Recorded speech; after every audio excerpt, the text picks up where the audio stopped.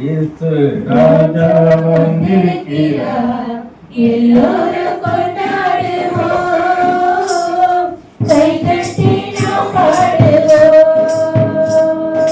இயேசு ராஜா வந்திருக்கிறார், எல்லோரும் கொண்டாடுவோம்,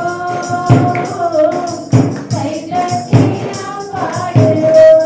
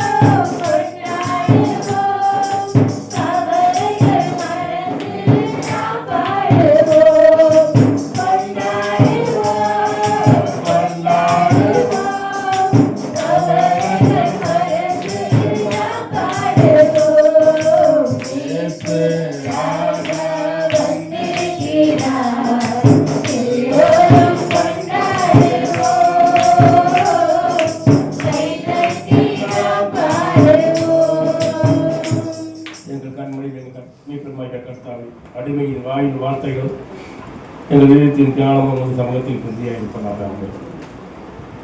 மீண்டும் ஒரு முறை உங்களிடம் இருப்பதை நான் கர்த்தருக்கு சந்தோஷப்படுகிறேன். அனைவருக்கும் மீண்டும் ஒரு என் வாழ்த்துக்களை தெரிவித்துக் கொள்கிறேன். சரி, ஓசன்னா, எங்கள் பாவிகளை ரசிக்க வந்த கிறிஸ்துவே, எங்கள் மீட்பரை எங்கள் மீட்க வந்த கர்த்தாவே ஓசனா என்று சொல்லி தெருக்களில் பாடி அகமிருந்து சந்தோஷமாக இருந்தது. சரியா? இதான் கரெக்ட். அவர் வெற்றி திறந்தார். சிலைகளை வெற்றி திறந்தால் நம்ம சந்தோஷமாக கொண்டாடுறோம். அதில் எந்த வித மாற்றமும் இல்லை, மாற்று கருத்தும் இல்லை. அன்னைக்கு அவர் கழுதை குட்டியின் மேல் ஏறி வருகையில் சுமார் 2.5 லட்சம் பேர் ஒன்றும் மீண்டும் நடந்தார்கள் என்று சொல்லி வேத ஆராய்ச்சியாளர் சொன்னாங்க. வேதாகமத்தில் எத்தனை பேரும் குறிப்பிடவே இல்லை, வேத ஆராய்ச்சியாளர்னு சொல்றாங்க. அப்போ 2.5 லட்சம் பேருன்னு சொன்னால் நம்ம கற்பனையே பண்ண முடியல. இங்கேருந்து எவ்வளோ தூரம் இருந்திருப்பாங்க? ஒரு மெரினா கடற்கரை வரைக்கும் இருந்திருப்பாங்க, இருந்துட்டு கூடும். ஏன்னா 2 லட்சத்துக்கும் அதிகமாக சொல்றாங்க. நான் ஒரு புக்கை படித்த நேற்று, அதில் சொல்லிட்டு 2.5 லட்சம் பேர் இருந்தாங்க. அவங்களாம் என்ன பண்றாங்க? அப்போ யூதர்களை ஆடுறதுக்கு ராஜா இல்லை, ஒரு குறிப்பிடப்பட்ட ராஜா இல்லை. நம்ம எல்லாம் சேர்ந்து ஜீசஸை ராஜாவா ஆக்கிறணும் அப்படி. இதன் விளைவு தான் யூதனுடைய ராஜா என்று சிலுவையின் மேல் எழுதப்பட்டது. ஆக்கி என்ன கொண்டு வராங்க, சந்தோஷமா ஆர்ப்பணிச்சுட்டு வராங்க இல்லையா? முன்னடப்பாரும் பின்னடப்பாரும் தங்கள் வஸ்திரங்களை அவிழ்த்து, மேல் வஸ்திரங்களை அவிழ்த்து அவர் பாதையில போட்டு ஊர்வலமா கூட்டு வராங்க. யூத ஜனங்கள்ல, யூத நாட்டுல அப்படி ஒரு பழக்கம் இருந்துச்சு. ராஜாவா 2 ராஜாக்கள் 9:13 எடுத்து படிங்க. 2 ராஜாக்கள் 9:13 கொஞ்சம் சட்டமா புரியுற மாதிரி படிக்கணும்.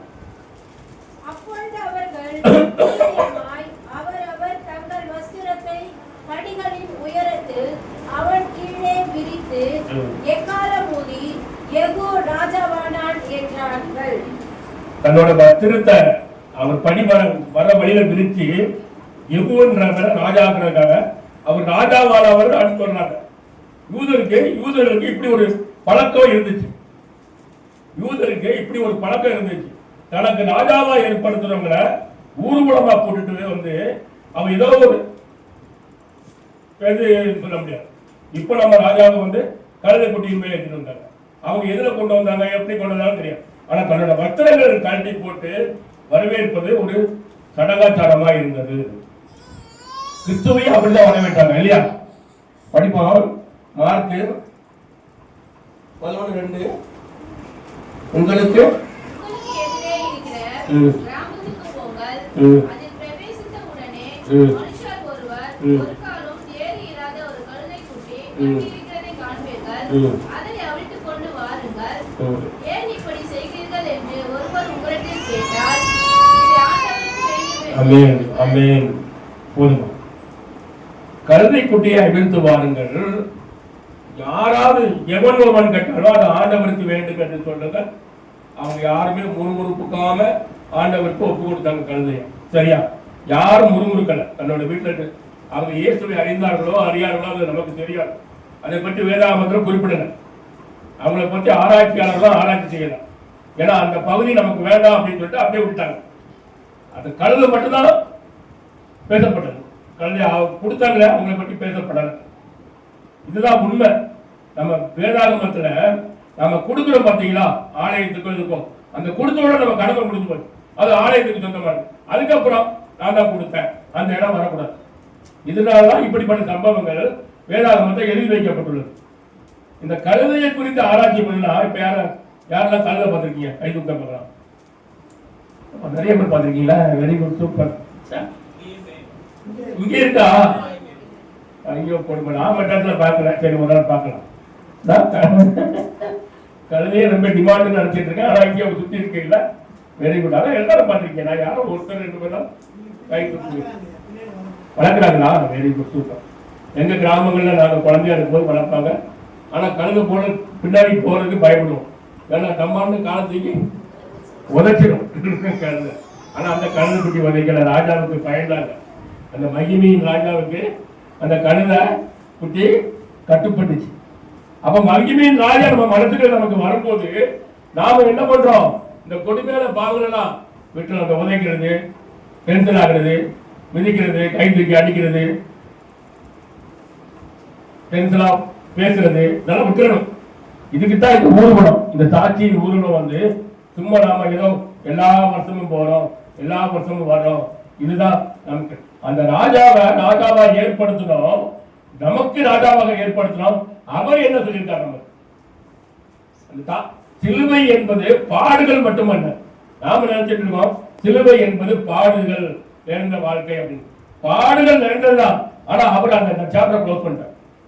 அவர் அந்த பாடுகளையும் அந்த பாவங்களையும் ஏற்றுக்கொண்டு அந்த அந்த சிலுவையில் அழைச்சாங்க பாருங்க. அவர் உயிர்த்தெழுந்ததுக்கு முன்னாடியே அதெல்லாம் ஏற்றுக்கொண்டு விட்டார். நமக்கு பாடுகள் இல்லை.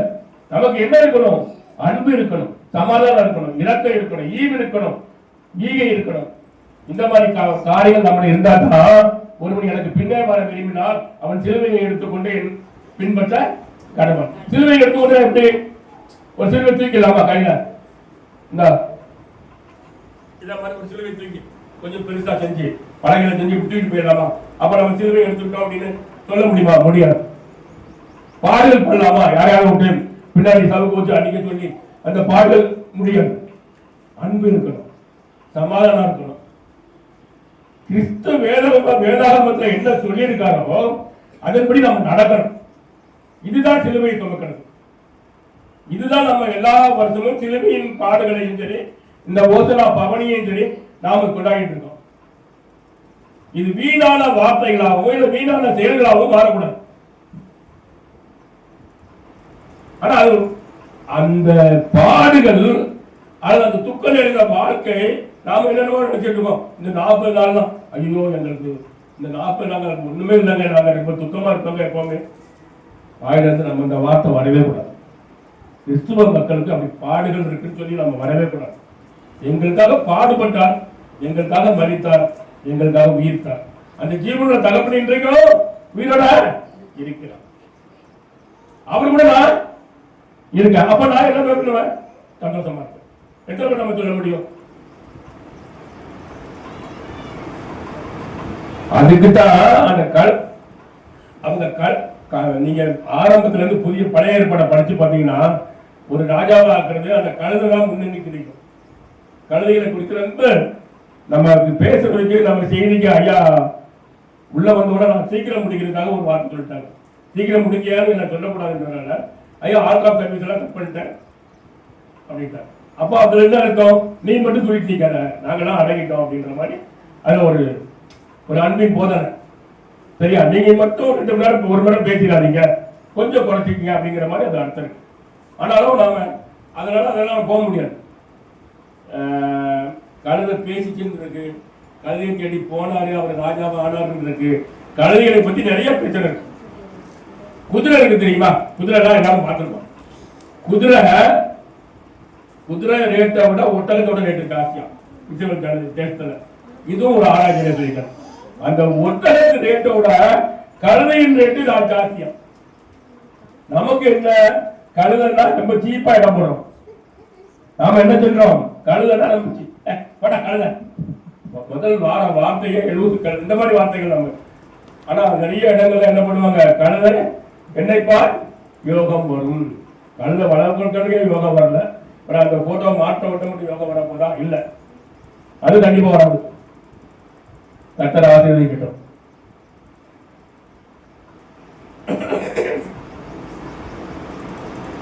அந்த வஸ்திரங்களை விரித்து, அதாவது தன்னோட தன் வஸ்திரங்களை விரித்துன்னு சொன்னா தன்னிட்ட என்ன இருக்கு அந்த நேரத்துல. இப்ப நம்ம ஊருக்கு போனோம், நம்மளுக்கு என்ன இருந்தது, ஓலைகள் இருந்தது. அந்த ஓலைகள் என்ன பண்ணோம், எல்லா வீட்லையும் கொடுத்தோம். அப்ப நம்ம என்ன இருக்கு, இன்னும் என்ன இருக்க போகுது. நம்ம 3 நேரம் சாப்பிட போறோம் இல்லையா? அந்த கஷ்டப்பட்டவங்க, அந்த இல்லாதவங்க எதிர்நோக்கி இருப்பாங்க. தவக்காலங்கள் என்பது அதுதான். அவங்களை யாராவது பசியாட்டும். நாம மட்டும் ஆசீர்வாதங்களை சந்திச்சா பத்தாது. தவக்காலங்கள் என்பது சிலுவையின் நாட்களை குறித்து நமக்கு போதனையே.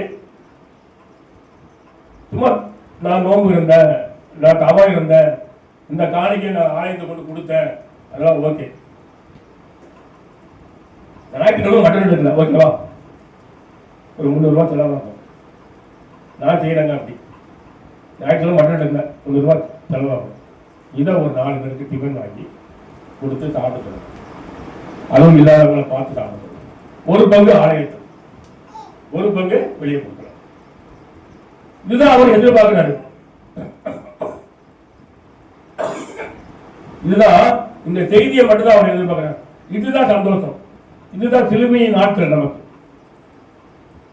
சங்கீதம் 24 யார் இந்த மகிமையின் ராஜா, யார் உட்பிரவேசிப்பார் சொல்லி 24 நம்ம படிச்சு பார்த்த அந்த வசனம் வருது. இந்த மகிமையின் ராஜாவை நம்ம வரவேற்று வச்சிருக்கோம். வெளிய வீதிகள்லாம் எங்களுக்கு ஒரு மகிமையின் ராஜா இருக்காரு, எங்களுக்கு நாங்க உயர்த்தப்பட்டவங்க எங்களுக்கு இருக்காரு, நாங்க நொறுக்கப்படும் போது, நாங்க இடிக்கப்படும் போது, நாங்க துன்புறும் போது எங்க கூட இருந்த மகிமையின் ராஜாவை உங்களுக்கு நாங்க சொல்லியிருக்கோம். வருத்தப்பட்ட பாலசுமன் நீங்க எல்லாரும் என்னிடத்தில் வாருங்கள், நான் உங்களுக்கு இளைப்பாறுதல் தருவேன். இளைப்பாறுதல் தருவாரு, நீங்க வாங்க இளைப்பாறுதலுக்கு அப்படி நாம இடத்துல சொல்லிட்டு வந்திருக்கோம்.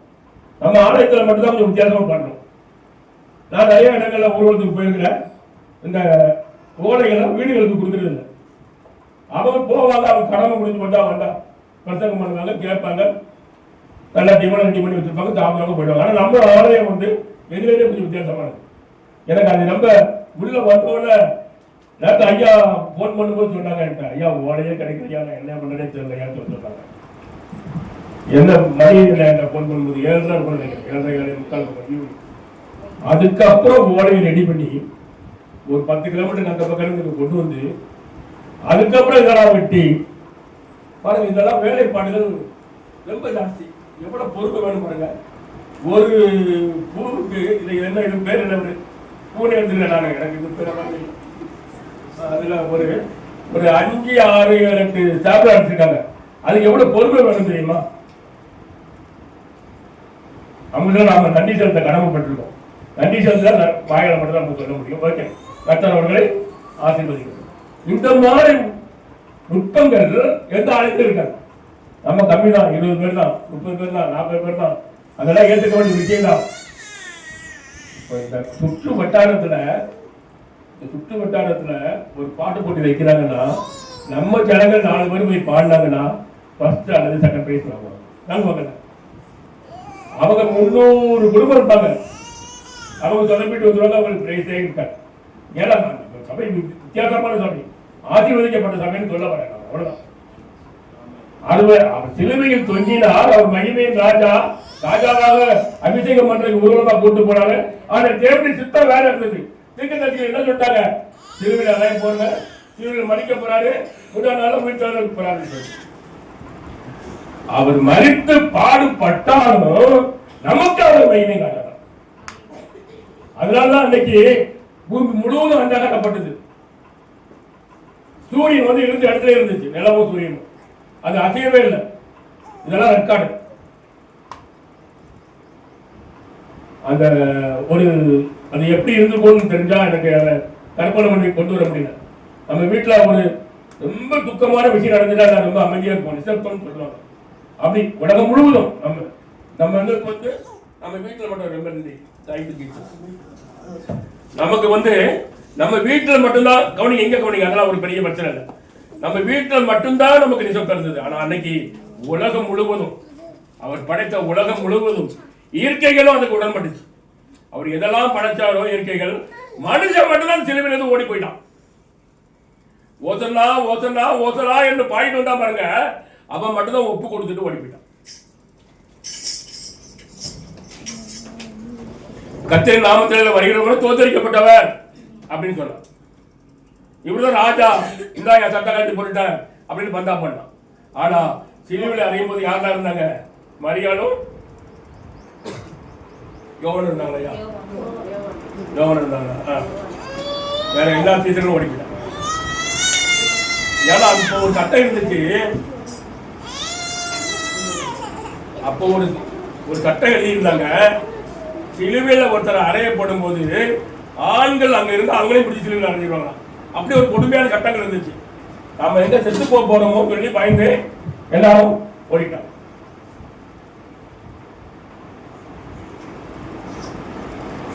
அப்படிப்பட்ட ஜனங்கள் தான் இன்னைக்கு ராஜாவா ஊர்வலம் கொண்டு வந்து ராஜாவா தீர்க்கதரிசிகள் எழுதுனது ஒரு வார்த்தை கூட பேசல. அதுதான் இன்னைக்கு கிறிஸ்துவத்தோட மகிமை.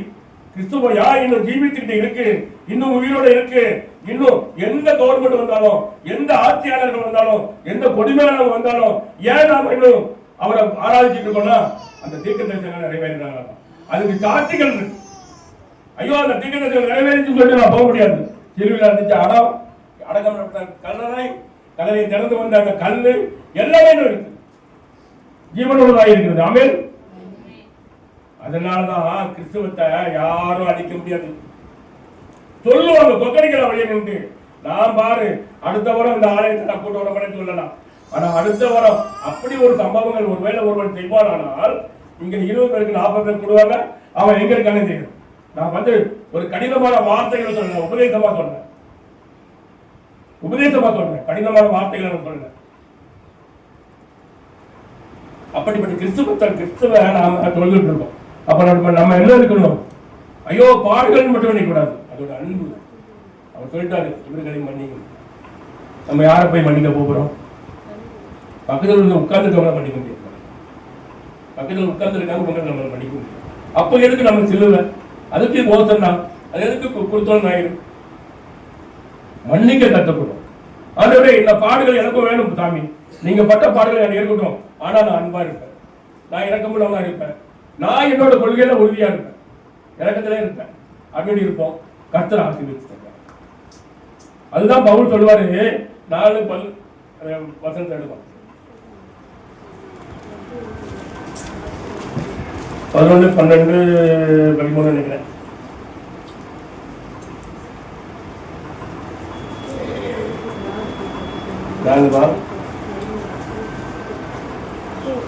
குறைச்சலால் இப்படி போதிக்கப்படவில்லை. நான் இப்படி சொல்லுகிறதில்லை, ஏனெனில் நான் எந்த நிலைமையில் இருந்தாலும் மனரம்யமாய் இருக்க கற்றுக்கொண்டேன். தாழ்ந்திருக்கவும் எனக்கு தெரியும், வாழ்ந்திருக்கவும் எனக்கு தெரியும்.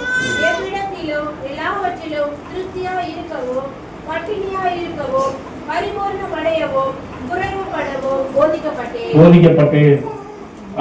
என்னை பலப்படுத்துகிற கிறிஸ்துவினாலே எல்லாவற்றையும் செய்ய எனக்கு பலன் உண்டு. ஆமென். நமக்கு குறைச்சல் இருக்கும், பட்டினி இருக்கும், துன்பம் இருக்கும், துக்கம் இருக்கணும், எல்லாம் இருக்கும். எல்லாரும் வீட்லயும் எல்லாம் இருக்கும். பெரிய கோடீஸ்வரன் நானும் வச்சுக்கோங்களேன், எனக்கு சாப்பிட முடியும். ஆண்டவர் சுகர் நோயாளிகள் என்ன மருத்துவர் என்ன சொல்லியிருப்பாங்க, உனக்கு சுகர் இவ்வளவு முத்தி போச்சு, இதுக்கு மேல நீ சாப்பிடாத அப்படின்னு சொல்றாங்க. மத்தியானம் என்ன பண்ணுவாங்க தெரியுமா, ஒரு சின்னோண்டு கப்புல இந்த காய்கறிகள் நறுக்கி போட்டுட்டு ரெண்டு வேகாம உட்காந்துட்டு இருப்பாங்க. ஆனா நமக்கு அப்படி இல்ல, கர்த்தர் நமக்கு முழு ஆசீர்வாதத்தை கொடுத்துட்டு. அப்படிப்பட்ட தருணங்கள் வந்தாலும் தருணங்கள் வருது, உயிர் வாழாலும் தாழ்வானாலும் அந்த மாதிரி வருது. நமக்கு நம்மளும் மனிதன் தானே, மாமனிதன் தானே. ஆனா ஆவியார் என்ன பண்றா, விடுதலை கொடுத்து ஆலயத்துக்களை கொண்டு வந்து நிமிர்ந்து உட்கார வைக்கிறார். நல்ல கவனிங்க, வருது நமக்கு துன்பங்கள் வருது. இன்னைக்கு மிஸ்டர் ஜெனி, நம்ம ஐயா எல்லாமே காலைல ஒவ்வொரு பேண்டேஜ். எனக்கு உள்ள வந்த உடனே தாக்காயிட்டேன், எனக்கு யாருமே சொல்லலையே அப்படின்ட்டு. இவர் என்னமோ ரெண்டு நாள் ஆயிடுச்சியான்றாரு, அவர் 2 வாரம் ஆயிடுச்சியான்றாரு. நேற்று நைட்டு கூட பேசுறேன், யாருமே எனக்கு. ஆனா ஆண்டவர் என்ன செய்யறாரு, வா ஆலயத்துக்கு வா, நீ உட்காரு, உன்னால முடிஞ்சதை செய்யி அப்படின்னு சொல்லி கொண்டு உட்கார வச்சிருக்காரு. இதுதான் கிறிஸ்துவின் மகிமை, இதுதான் சிலுவையில் வச்சு சிறந்த நாள். ஒரு நாளும் வெட்கப்பட்டு போவதில்லை என் ஜனங்கள் ஒருபோதும். அதனாலதான் ஓலையை பிடிச்சி நம்ம ஒவ்வொரு நாளும் சந்தோஷமா பாடுறோம். சந்தோஷமா இலக்கியத்துக்கு சந்தோஷமா மறுபடியும் உங்களுக்கு சொல்றேன். நான் தாழ்வா இருந்தாலும் தெரியும், என்ன போயிட்டு இந்த மனுஷன் சந்தோஷமா இருக்கு. இந்த பவளை எப்படி எழுதிக்காரு பாத்தீங்களா, இந்த 13 விருப்ப பாடங்களையும் ஜெயில உட்கார்ந்து எழுதியிருக்காங்க. நம்ம வீட்டுல உட்கார்ந்துட்டு இந்த பிலிப்பியர் 4ஆம் அதிகாரத்தை ஃபுல்லா எழுதிட்டு வாங்கன்னா அடுத்த வாரம் எத்தனை பேர் கொண்டு வருவீங்க? பிலிப்பியர் ஃபுல்லா பேப்பர்ல எழுதிட்டு வாங்க, அடுத்த நாள் ஆலயத்துக்கு வர அப்படின்னு சொல்லி நம்ம அந்த ஐயா வந்தாரு. தனமா ஒரு வார்த்தையை சொல்லிட்டு எனக்கு எவ்வளவு வேலை இருக்கு, இந்த அத்தனை அதிகாரத்தையும் நம்ம எழுதிட்டு இருக்க முடியுமா உட்காந்து? ஆனா அந்த மனுஷன் ஜெயில உட்காந்துட்டு இப்பவாது நல்ல சாப்பாடு கிடைக்கும் ஜெயில. அப்பெல்லாம் சாப்பாடு நல்ல சாப்பாடு கிடைக்காது. எவ்வளவு துன்பப்பட்டாலும் நமக்கு தெரியும். அவன் துன்பத்துல இருக்கல, ஆனா நான் துன்பத்துல சந்தோஷமா ஏத்துக்கிறேன்னு சொல்றாங்க. மறுபடியும் ஒரு வசனத்தை சொல்லி பாருங்க, நான் சந்தோஷமா படிமா முடிஞ்சா எடுத்தா படி. எனக்கு தெரியும், வாழ்ந்திருக்கவும் எனக்கு தெரியும், எவ்விடத்திலும் எல்லாவற்றிலும் திருப்தியாகவும் பட்டினியாய் இருக்கவும் பரிபூரணம் அடையவும் குறைவுபடவும் போதிக்கப்பட்டேன். நீங்கள் என்னிடத்தில் கற்றும் அடைந்தும் கேட்டும் கண்டும் இருக்கிறவைகளை எவைகளோ அவைகளையே செய்யுங்கள், சமாதானத்தின் தேவன் உங்களோடு இருப்பார். யார்கிட்ட யாரு இருக்கா, இத்தனை கஷ்டப்பட்டாலும், நான் ஜெயில இருந்துட்டு எழுதிட்டு இருந்தாலும், நான் வயிறு பட்டையே கிடக்குது, என்னோட வாய் பேச முடியல, ஆனா என் கையில என்னது எழுதுகோள் இருக்கு, நான் பேப்பர் எழுதிட்டு இருக்கிறேன். இந்த சமாதானத்தை நான் உங்களுக்கு சொல்றேன். இந்த சமாதானத்தை நீ எடுத்துட்டு போய் ஓலையில பிடிச்சிட்டு போய் சொல்லு. அதுதான் உண்மையான கிறிஸ்தவம். இன்னைக்கு நம்ம ஓலையில எடுத்துட்டு போய் சொன்னா, ஒரு ஆலயத்துக்கு சுமார் 600 கிலோமீட்டருக்கு அந்த பக்கம் குருதோலை வந்திருக்கு. எங்க இருந்து வந்திருக்கு? ஒரு பஸ்லயோ லாரிலையோ புக் பண்ணி செலவு பண்ணி 600 கிலோமீட்டருக்கு இந்த பக்கம் வரணும்னா அந்த ஓலையை கொண்டு வந்து சேர்க்கறதுக்கு 10,000 ரூபாய் ஆகும். அங்க வெட்டுற கூலி கொடுக்கணும், இங்க இறக்குற கூலி கொடுக்கணும், ஓலையை பின்னுறதுக்கு கூட கூலி கொடுக்கணும். ஏன் அன்னைக்கு நீ ஓசனா பூரணமே போக வேண்டாம், உட்காரு ஆலயத்துல, அந்த 1000 பேரை கூப்பிடு, கர்த்தர் உனக்கு செஞ்ச சொன்ன மாதிரி விருந்து போடு. இதனாலதான் உனக்கு ஒண்ணும் பண்ண முடியல. நம்ம ஊருக்கு தெளிவா இருக்கிறார் ஐயா, கோயில் அப்பதான் தெளிவா இருப்பார். ரோட்ல போகும்போது அவரோட பழக்கம் அப்படி. ஆனா அவருக்கு கொடுக்க மாட்டேங்கிறா. யார், நான் யாரையும் குறைத்து மதிப்பிடவில்லை, தேவனுடைய நாம எனக்கு தூதிக்கப்படுதுன்னு சொல்லவர். அப்படி சொல்லுவாரு. அந்த மார்க் 11 அடுத்த அத்திமர ஒளிவு கண்ட கனிகள் இல்லாம போச்சு அப்படின்னு அந்த வசனத்தை படிமா, அதே அதிகாரத்தில் வரும் மார்க்ல. ஐயா கூட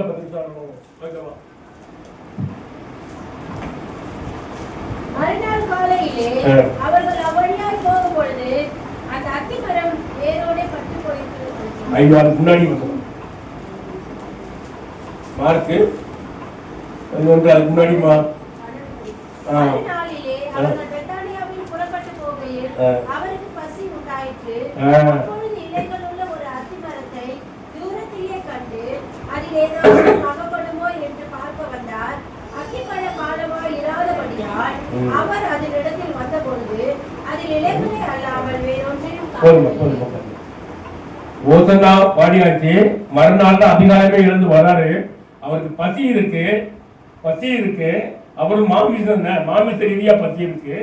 அத்திமரத்தை பாக்குறாரு, பழத்தை எடுத்து சாப்பிடாரு. அத்திமரம் எலி செழித்து இருக்கு, இலைகள் ஃபுல்லா இருக்கு. அதனால அதுல பழம் இருக்குன்னு தேடி வராரு.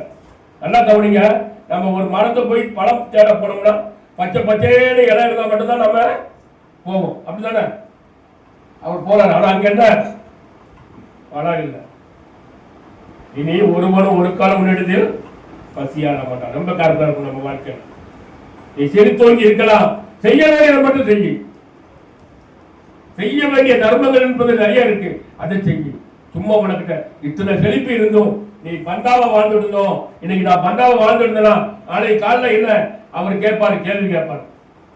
உனக்கு எந்த இல்லாத இருக்கும், எல்லாம் இருக்கும். என்ன சொல்வாரு? உன்னோட உடம்புல உள்ள நீதான் அனுபவிப்பாரு அப்படி சொல்ற. நான் யாரையும் அதையும் படித்து சொல்ல. உன்னோட அந்த பலவீனத்தை யாரும் அனுபவிக்கணும், நீதான் அனுபவிக்க சொல்ற. அதுக்கு அடுத்த வசனங்கள்ல பாத்திக்க மாட்டோம். தவிச்சது ஆலயத்துக்குள்ள வருவாரு, புறா வைக்கிறவங்க அந்த சேர்த்து பண்ணவங்க என்ன சொல்லுவாரு? அவர் சபுக்கு எடுத்து சொல்ல கோவப்பட்டதா வேதாகமத்துல ஒரே ஒரு இடத்துல இருக்கு, ஒரு இடத்துல தான். ஆலயம் என்னோட ஆலயத்தை கண்ணர் வகையா அவர் சொல்லிட்டாரு. இப்ப செய்ய மாட்டேங்க நினைச்சிட கூடாது. அங்க ஜீவ புத்தகத்தோட பேர் இருக்கும். அப்ப நான் நீங்கிறது போட்டியே இல்லை. ஐயா வேற நான் வரல, அவருக்கு என்ன தீர்வோ அந்த தீர்வு தான் எனக்கு என்ன தீர்வோ அவருக்கு என்ன தீர்வு. எனக்கு பணம் இருக்கலாம், அதெல்லாம் பூமியில வச்சுட்டு வந்து அவனல்ல இவனே நீதிமானாக்கப்பட்ட. நல்லது, நம்ம எல்லா பண்டிகையும் கொண்டாடுறது நல்லது. இன்னும் இந்த வாரம் ஃபுல்லா பெரிய வாரம், அது என்ன புனித வாரம். நமக்கு ஈவினிங் ஆராதனை இருக்கா? ஆராதனை இருக்கு. எல்லா ஆலயங்களும் புனித வாரம், சந்தோஷமான வாரம். துக்க வாரம் நடந்துக்கா நீங்க சந்தோஷம். அவன் ஜீவனை கொடுத்து ஒரு வெள்ளிக்கிழமை என்ன வருது வராரு, பெரிய வெள்ளிக்கிழமை ஆராதனை வரும். பெரிய வெள்ளிக்கிழமைக்கு ஆலயத்துக்குள்ள வரும்போதே பார்த்தீங்கன்னா நிறைய ஆலயங்கள்ல நிசுத்தமா இருப்பாங்க, ரொம்ப அமைதியா இருப்பாங்க. ஏன்னா துக்கமா இருப்பாங்க. நம்ம நல்லா கவனிங்க, ரொம்ப அமைதியா இருக்கும் ஆலயம். ஐயா அவரு மறித்து அடக்கம் பண்ணி ஜீவனை கொடுத்த ஆண்டவர் இன்னைக்கு உயிரோடு இருக்கிறாரு. நீ செத்தனால கொண்டாடு, வேண்டாம் சொல்ல, துக்கமா கொண்டாடு. அதே மறுநாள் காலையில் வாங்க ஈஸ்வருக்கு ஆளுக்கு 15,000 பட்டை பூட கட்டிக்கிட்டு அந்த மாசம்லாம் வைக்காத பூவை சேர்த்து தலையில வச்சுக்கிட்டு அன்னைக்கு பண்ணாத மேக்கப் எல்லாம் பண்ணிக்கிட்டு நாங்க என்ன பண்றோம்? வீட்டிலிருந்து ஆண்டவரா கொண்டாடுறோம். ஏன் நீ வெள்ளிக்கிழமை கொண்டாடல? உனக்கு கொண்டாடுங்கிற நான் அது என்னோட தனிப்பட்ட கருத்து. அதுக்குதான் இவரை ராஜம் நான் பேச வந்த செய்தியே எனக்கு இல்லை, எடுக்கவே இல்லை. அது ஒரு பக்கம் இருக்கு, அப்படியே வந்துட்ட செய்தி. இதுக்குதான் ஒளிமுக மாத்திரம் அந்த புத்தகங்கள் இருக்காங்க. இப்ப 2 யாராவது நிறைய திருப்புங்க, ரொம்ப சாட்டா போயிடலாம் சீக்கிரம் ஒரு 10-20 செய்தியை முடிச்சிடலாம்.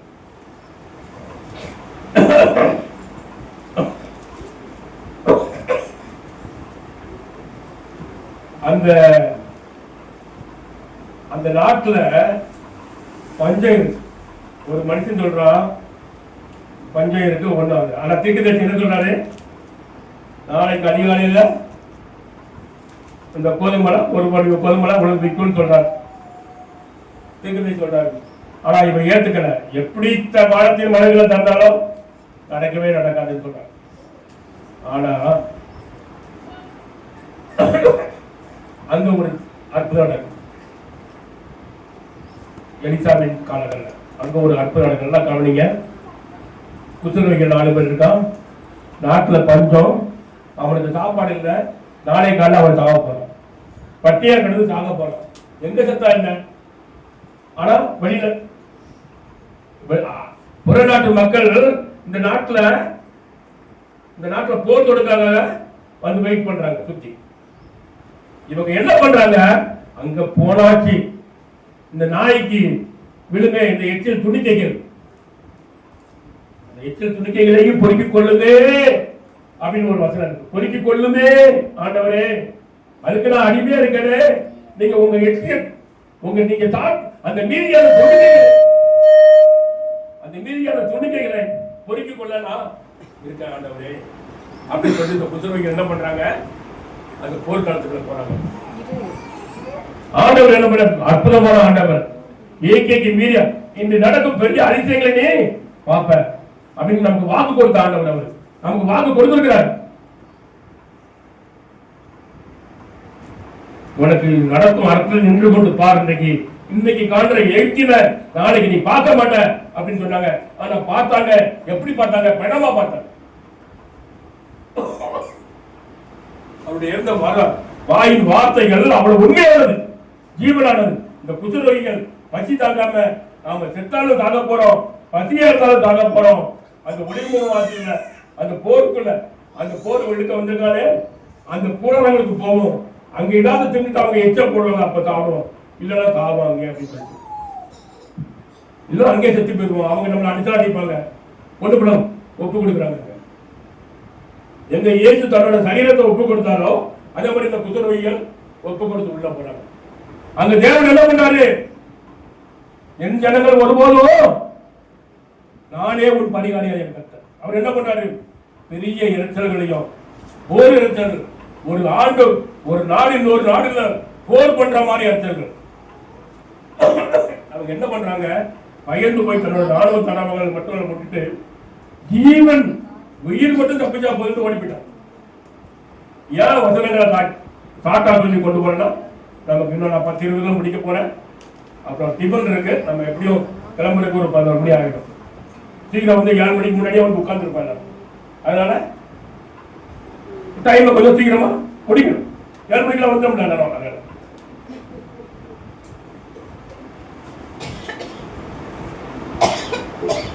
கையெழுத்து கட்ட 7 மணி. சரி, ஓகே, அதை இருக்கட்டும். ஒரு பக்கம்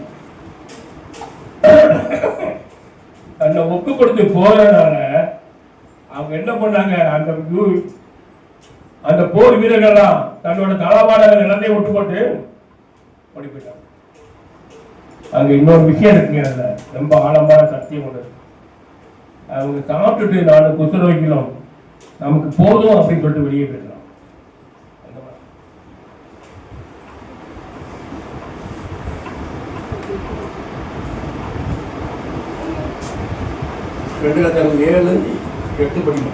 அந்த குஷ்டரோகிகள் பாளையத்தின் முன்னணி மட்டும் வந்தபோது ஒரு கூடாரத்திற்குள் பிரவேசித்து புசித்து குடித்து அதிலிருந்து வெள்ளியையும் பொன்னையும் வஸ்திரங்களையும் எடுத்துக்கொண்டு போய் ஒளித்து வைத்து திரும்பி வந்து வேறொரு கூடாரத்துக்குள் பிரவேசித்து அதில் இருந்தும் அப்படியே எடுத்துக்கொண்டு போய் ஒளித்து வைத்து பின்பு அவர்கள் ஒருவரை ஒருவர் நோக்கி, நாம் செய்கிறது நியாயம் அல்ல, இந்த நாள் நற்செய்தி அறிவிக்கும் நாள். இந்த நாள் நமக்கு என்ன நாள்? ஓசன்னா, ஆண்டவரே ஓசன்னா, தாவீதின் மைந்தனே, நமக்கு ஓசன்னா நற்செய்தி அறிவித்து வந்திருக்கோம். அறிவிக்கும் நாள் படிப்போம். அறிவிக்கும் நாள் நாம் மௌனமாய் இருந்து பொழுது விடிய மட்டும் காத்திருந்தால் குற்றம் நம்மேல் சுமரும். பொழுது விடிய மட்டும் நமக்கு கொடுத்துட்டாரு ஆண்டவர், அற்புதங்களை கொடுத்துட்டாரு, ஆசீர்வாதங்கள் கொடுத்தாரு. ஆனா நம்ம அமைதியா இருந்தானா நாளை காலைல விடுதலுக்குள்ள அந்த குற்றம் நம்ம மேல் வந்து சுமரும். படி மத்தோட இப்பொழுது நாம் போய் ராஜாவின் அரண்மனையாருக்கு இதை அறிவிப்போம் வாருங்கள் என்றார்கள். அறிவிப்போம் போய் அறிவித்தாங்க. நீங்க தொடர்ந்து போய் அந்த 2 ரத்தங்கள் 7ஆம் அதிகாரத்தை வீட்டுல போய் நல்லா படிச்சுப்பாங்க. வேதபாடம் வாசிக்கும் போது கவனிச்சிருப்பீங்க. இருந்தாலும் நீங்க வீட்டுல போய் படிக்கும் போது புரியலன்னா ஒரு ட்ரிப்புக்கு 2 ட்ரிப் படிப்பாங்க. அவங்க என்ன பண்ணாங்க, ஏன் பண்ணாங்க, நற்செய்தி அறிவிக்கணும். அதனால நம்ம சொல்லக்கூடாதுன்னு சொல்லிட்டு அந்த தேசமே செழிப்பாகிறதுக்கு அந்த 4 குதிரைகள் என்ன பண்ணாங்க, காரணமா இருந்தாங்க. தன்னை ஒப்பு கொடுத்தனால, தன்னை ஜீவனை ஒப்பு கொடுத்தனால, நம்ம கர்த்தர் நமக்காக நம்ம ஜீசஸ் ஜீவனை ஒப்பு கொடுத்தனால இன்னைக்கு நம்ம ஆசீர்வாதம் அந்த சமாதானமா இருக்கிறோம். ஜீவனை ஒப்பு கொடுத்து அவர் உயிர்த்திருந்தனால தான் இன்னைக்கு நம்ம உன்னதத்திலே ஓசன்னா மகேந்திராம் ராஜாவே நீங்க உட்பிரவேசிங்கன்னு நம்ம கூட்டு வந்திருக்கோம். அப்ப நம்ம மனம் என்ன ஆனது, இப்போ பரிபூரண சந்தோஷம். பிலிப்பியத்துல ரொம்ப சந்தோஷமா இருக்கு. அப்ப ஒப்பு கொடுக்கணும். நம்மள ஒப்பு கொடுக்கலாம். இப்போ ஒரு துன்பத்துக்கு நீங்க ஒப்பு கொடுங்க நான் சொல்ல வரல, இல்ல ஒரு நெருக்கத்துக்கு ஒப்பு கொடுங்கன்னு சொல்ல, ஒரு பாடுக்கு நீங்க ஒப்பு கொடுங்க நான் சொல்ல வரல. சந்தோஷத்துக்கு இந்த சந்தோஷமா இருங்கள். ஐயோ ஆண்டவரே நான் சந்தோஷமா இருக்கேன். நம்ம ஆலயம் எப்படி இருக்கு, நம்ம ஆலயத்தை சேர்ந்த எப்படி இருக்கும் அப்படின்னு அந்த சந்தோஷம் அப்படி கொடுத்து அந்த சந்தோஷம் நிறைவா இருக்கும்படி நீங்க செய்யுங்க. உங்க அமுக்கி குலுக்கி சரிந்து விழும்படி கத்த நிஜமாவே நான் இன்னைக்கு ப்ரிப்பேர் பண்ண செய்திக்கே நான் வரல. ஒரு சில பாயிண்ட் மட்டும் தான் கொண்டு வந்திருக்கேன். கர்த்தர் நல்லவர், அவர் ஆசீர்வதிப்பார். அப்ப நம்ம ஒப்பு கொடுக்கும்போது என்ன ஆகும்? இந்த சமாதானம், இந்த ஈவு, இந்த இறக்கம், இந்த மாதிரி மனிதாபிமான செயல்கள் நமக்கு வரும். ஒப்பு கொடுக்காம சும்மா ஒரு சடங்காச்சாரமான ஆராதனைகள் நம்ம கொண்டாடுவோம்னா, வேதம் ஞாயிற்றுக்கிழமை வரும், அது ஓய்வு நாள், இல்ல பெரிய வெள்ளிக்கிழமை, இல்ல ஈஸ்டர் நாள், இல்ல கிறிஸ்துமஸ், இதுக்கு மட்டும்தான் ஆலயம் பிரசங்கம்லாம் இருந்ததுன்னா நம்ம வீணான என் நாமத்தை அது வீணல வணங்குறது அரசாங்கம். எனக்கு இந்த வேதாகமத்தில் இன்னொரு காரியம் நைட்டு கண்படுது. கிறிஸ்துவ ஒப்பு கொடுத்த மாதிரி தன்னோட வீர ஒப்பு கொடுத்த மாதிரி ஈசாக்கு இருக்க ஆதியாமத்தை 22 அதிகாரம் 7-8 படிங்க. ஒருவன் தன்னுடைய வஸ்திரத்து ஆதியாகமம் 22:7-8. அப்பொழுது ஈசாக்கு தன் தகப்பனாகிய ஆபிரகாமை நோக்கி, என் தகப்பனே என்றான். என் தகப்பனே. அதற்கு அவன், என் மகனே, இதோ இருக்கிறேன் என்றான். இருமா ஒரு நிமிஷம். ஆபிரகாம் என்ன பண்ணிருக்காரு? ஈசாக்க கொஞ்சம் நல்லா கவனிங்க. கொஞ்சம் தயவு செய்து எல்லாரும் கவனிங்க. குழந்தைய விட கொண்டு ஒரு மடியில் உட்கார வச்சுங்க. ஒரு தயவு செய்து கவனிங்க. என் ஆபிரகாம் என்ன பண்ணிட்டாரு? ஈசாக்க பலியிட வச்சு ஆண்டோடைய கர்த்தருடைய வார்த்தையை கேட்டு பயில கொண்டு வந்தாரு. தன்னோட சொந்த குமாரன் என்று பார்க்காம பயில கொண்டு வந்தாரு. ஈசாக்கு என்ன கேட்கிறாரு? ஈசாக்கு என் தகப்பனே. அந்த வார்த்தை எவ்வளவு அர்த்தம் இருக்கு பாருங்க. அவனுக்கு தெரியும் ஆடு இல்ல ஒண்ணும் இல்ல, ஆனா கட்டை இருக்கு, நெருப்பு இருக்கு, கத்தி இருக்கு, எல்லாம் இருக்கு. நம்மளை கொண்டு போட போறாரு. சொல்லுமா பாடிமா. என் மகனே, இதோ இருக்கிறேன் என்றார். அப்பொழுது அவன், இதோ நெருப்பும் கட்டையும் இருக்கிறது, தகன பலிக்கு ஆட்டுக்குட்டி எங்கே என்றான். அதற்கு ஆபிரகாம், என் மகனே, தேவன் தமக்கு தகன பலிக்கான ஆட்டுக்குட்டியை பார்த்துக் கொள்ளுவார். என் மகனே, நான் ஒன்ன பலியிட போறேன்னு ஆபிரகாம் சொல்லல. அவரோட விசுவாசம் பெரிது. ஆபிரகாம் வந்து நான் ஒன்ன பலியிட போறேன்னு சொல்லல, தேவன் பார்த்துக் கொள்ள. அதான் அந்த இடம் தேவன் பார்த்துக் கொள்ளப்படும் அந்த இடத்துக்கு பேர் வச்சான். ஈசாக்கு என்ன பண்றாரு? 100 வயசு. ஆதியாகமம் ஆபிரகாம் 100 வயசுக்கு மேல இருக்குன்னு நினைக்கிறேன் இல்லையா? இந்த ஈசாக்குக்கு வந்து 17 இருந்து 23 வயசுல இருக்கும்னு சொல்லி ஆராய்ச்சியாளர் சொல்றாங்க. 17 வயசுக்கு மேல டீனேஜ் பையன். இப்ப நான் வந்து எனக்கு 69 வயசு ஆயிப்போச்சு, 70 வயசு ஆயிடுச்சு வச்சுங்க. அந்த குட்டி பையனை போய் கையில போட்டு கட்டுறேன்னு வச்சுங்க, அவன் அடங்கிடுவானா? தர பையனை எனக்கு அடங்கிடுவானா? திமிடுவான். என்னையும் சேர்ந்து கட்டி போடா அப்படின்னு தண்ணிகளுக்கு தள்ளி போட்டு போயிட்டே இருப்பான். ஏன்னா எனக்கு பலவீனம் ஆயிடுச்சு. அப்ப ஆபிரகாமுக்கு எவ்வளவு பலவீனம் இருந்திருக்கும் அதை சிந்திச்சு பார்க்க முடியும். ஆனா ஈசாக்க கட்டிட்டான். எப்படி கட்டினான்? தங்களோட அன்பான அந்த தகப்பன் மகன் என்ற பாசத்தால அந்த பிள்ளை என்ன பண்ணுது? அடங்கி போயிருக்கு. இந்த காலத்து பையங்க அடங்கி இருப்பான். அப்படி ஒரு 18 வயசு பையனை ஒரு 100 வயசு கலவை போய் கட்டிட முடியுமா? குடும்பத்தோட சாகடிச்சிருவாங்க, வீட்டம்மா சேர்த்துக்குவாங்க. சாகடிச்சு பொழிச்சுட்டு ஏசு செத்தாரு பெரிய வழி கிழமைக்கு. அதே மாதிரி என் வீட்டுக்காரனும் செத்து போயிட்டான் அப்படின்னு சொல்லுவாங்க. அங்க நம்ம ஆழமா சிந்திக்க வேண்டிய இடம் இருக்கு. ஆபிரகாமுக்கு தெரியும் நம்ம பையன் சாக மாட்டோம். ஏன்னா அவர் வாக்குக்கே வாக்கு கொடுத்துருந்தாரு. மலைக்கு ஏற முன்னாடியே நானும் பிள்ளையாண்டு போய் தொழுது கொண்டே பின்னே வாக்கு கொடுத்தாரு அவரு. நாம நினைக்க கூடாது ஆபிரகாம் தப்பா. ஆபிரகாமுக்கு திட்டம் விசுவாசம். இந்த இடத்துல கர்த்தர் பார்த்துப்பார். ஈசாக்குக்கு தன்னை முழுமையா ஒப்படைக்கிறார். தன்னோட உயிர் போக போதுன்னு தெரியுது சாமி, நாம சாக போறோம். நம்ம தகப்பன் கையில கத்தி இருக்கு, நெருப்பு இருக்கு, விறகு இருக்கு. நம்மளை கட்டி போட்டா உள்ள போட்டு சாக போறோம். அந்த பசம் அந்த படிமா வசன படிமா என் பிள்ளையாட கையை போடாதே வசனம் படிமா.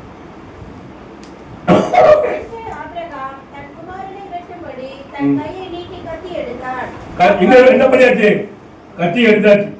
அப்புறம் அப்பொழுது கர்த்தருடைய தூதனானவர் வானத்திலிருந்து ஆபிரகாமே ஆபிரகாமே என்று கூப்பிட்டார். அவன் இதோ அடியேன் என்றார். அப்பொழுது அவர், பிள்ளையாண்டான் மேல் உன் கையை போடாதே, அவனை ஒன்றும் செய்யாதே, நீ அவனை உன் புத்திரன் என்றும் உன் ஏக சுதன் என்றும் பாராமல் எனக்காக ஒப்பு கொடுத்தபடியால் நீ தேவனுக்கு பயப்படுகிறவன் என்று இப்பொழுது அறிந்திருக்கிறேன் என்றார். இன்னைக்கு நாம யாரும் ஒப்பு கொடுக்க போறோம்? நம்ம ஜீவனை இன்னைக்கு ஒப்பு கொடுக்க போறோம். யாரு? ஆனா ஜீவன் போகாது, பரிசுத்தமானது, ஆண்டவர் பார்த்துக் கொள்வார். இன்னும் எனக்காக, இந்த ஆலயத்துக்காக நான் என்ன அர்ப்பணிக்கிறேன் அப்படி நம்ம ஒப்பு கொடுக்க தயாரா இருக்காமா? ஈசாக்கு அப்படியே ஒப்பு கொடுத்தாரு. ஆயிரம் சித்தேசப்பர் ஆயிரமுக்கு எல்லா வாக்குவாதமும் வாக்கத்தும் கொடுத்தாச்சு. நீ கடற்கரை போல் மணலை போல பெருகுவ, பூங்காற்றை போல பெருகுவ, ஆகாயத்து நட்சத்திரங்கள் போல பெருகுவ. இருக்கிற ஆசீர்வாதங்கள்லாம் ஆபிரகாமுக்கு தேவன் கொடுத்துட்டாரு. இந்த ஒரு மகன் தத்துப்பிட்டானா பண்ணி அந்த ஆசீர்வாதங்கள் என்ன ஆகும்? அவருக்கு தெரியும். அவர் பார்த்துக்கலாம், கர்த்தர் சொன்னாரு, அதெல்லாம் அவர் பார்த்துக்குவார் அப்படின்னு ஒப்பு கொடுத்தாரு. அடுத்தது ஈசாக்கு தன்னை ஒப்பு கொடுத்தார். பரவாயில்ல, தகப்பன் தானே, நம்ம அன்பா வளர்த்தவர், 20 வயசு வரைக்கும் நம்ம அன்பா வளர்த்த தகப்பன் தானே, அவருக்கு கர்த்தர் சொல்லிக்கிறார். அந்த கர்த்தர் நமக்கு சொல்றார், நம்ம ஒப்பு கொடுப்போம். கன்ஃபார்மா அவர் தெரிஞ்சிச்சு தன்னோட ஜீவன் போகுதுன்னு. கட்டியாச்சு, நெருப்பு கொளுத்தியாச்சு, கத்தியை எடுத்தாச்சு, ஓங்கியாச்சு, வரப்போகுது கழுத்துக்கு கத்தி. அடுத்த செகண்ட் எங்க இருந்து? வாரத்துல இருந்து. அது யார் ஒப்பு கொடுத்துருக்கா? ஈசா. ஒரு 20 வயசு பையன் தன் ஜீவனை ஒப்பு கொடுக்குறான். ஐயா, 20 வயசு பையனை சாகடிக்கிறது ஈஸியான காரணம், அவனுக்கு தெரியாம சாகடிச்சிடலாம். அந்த ஈசாக்கு தன்னோட ஜீவனை ஒப்பு கொடுத்தார் கர்த்தர் இயேசு கிறிஸ்து. நீங்க நம்ம ஒப்பு கொடுத்த ஜீவனை ரெடியா இருக்கோமா? ஆபிரகாமே பிள்ளையாண்ட மேல் ஒரு கையை போடாது. சாத்தானே என் பிள்ளைகளுக்கு கெச்சிக்காத உடனே துக்குநூறு ஆய்க்கிறேன்னு சொல்லிட்டு கர்த்தர் வச்சுட்டார். பக்கத்துல அந்த ஆடு, கொம்புகள் உள்ள ஆடு எங்க பண்ணிட்டு முள்புதர்ல சுத்திட்டு இருக்கு. வாசிக்க வேண்டாமா? சுத்திக்கிட்டு இருக்கு. எப்படிங்க? இப்ப நம்ம யோசிப்போம். தயவுசெய்து செய்தியை கவனிங்க, கொஞ்சம் யோசிப்போம். பெரிய கடா கொம்பெல்லாம் பறித்து ஒரு முட்புதர்ல சிக்குது. இவங்க ஆபிரகாமும் ஈசாக்கும் வந்த பிறகு அந்த ஆடு வந்து உட்கார்ந்துருக்குமா? இல்லவே இல்லை. இல்ல, நம்ம யோசிக்க முடியாது, கண்டிப்பா இருக்கக்கூடாது. அதை பத்தி வேதத்துல எதையும் சொல்லல, ஆராய்ச்சியாளர்களும் அதை எழுத விரும்பல. ஆனா அந்த ஆடு அங்க இருக்கு, அந்த ஆசீர்வாதம் அங்க இருக்கு. ஆனா கர்த்தருக்கு கண்களுக்கு காமிக்கல, காமிக்கல. தேவதூதர் வாக்கு கொடுத்த பிறகும் காமிக்கல. ஈசாக்கும் ஆபிரகாமும் தன்னோட குடும்பத்தை ஒப்பு கொடுத்த பிறகு, ஒருவேளை ஆபிரகாம் கீழவே சொல்லிட்டு வந்திருந்தாருன்னா, தன்னோட தாராள்கிட்ட நான் உன் பையனை கொண்டு போட போறேன், பையனை போட சொல்லிருந்தா ஆபிரகாமே உயிரோட மேலே ஏறி இருக்க முடியாது. ஏன்னா யோபு என்ற நீதிமான அவங்க வீட்டை மேல தேவனை மனிதனே உன்னோட உயிரை, உன்னோட ஜீவனை சொன்னாங்க. யாரும் வாய்க்கு சொல்லுங்கள யோபு இருக்கு சரியா? இப்ப நம்ம அங்க போகலாம். அவர் அந்த வாட்டில 20 ஆகி போச்சு. அப்போ ஒப்பு கொடுத்தல் என்பது எப்படி இருக்கு பாருங்க, ஆசீர்வாதங்கள் தரப்ப. அவர் ஒப்பு கொடுத்து சிலுவையில் மரணம் அடைந்ததுனாலதான், தன் ஜீவனை கொடுத்து மரணம் அடைந்து ஜீவனை மீட்டு வீழ்த்திருந்ததுனாலதான் இன்னைக்கு நமக்கு இவ்வளவு பெரிய ஆசீர்வாதம். அந்த கொளுத்த கண்டுகளை போல இருப்பீங்கன்னா நம்ம கொளுத்த கண்டுகள் போல இருக்கும் இன்னைக்கு. அப்ப நாம ஒப்பு கொடுக்க தயாரா இருக்கோமா? தெரிவிக்கலாமா?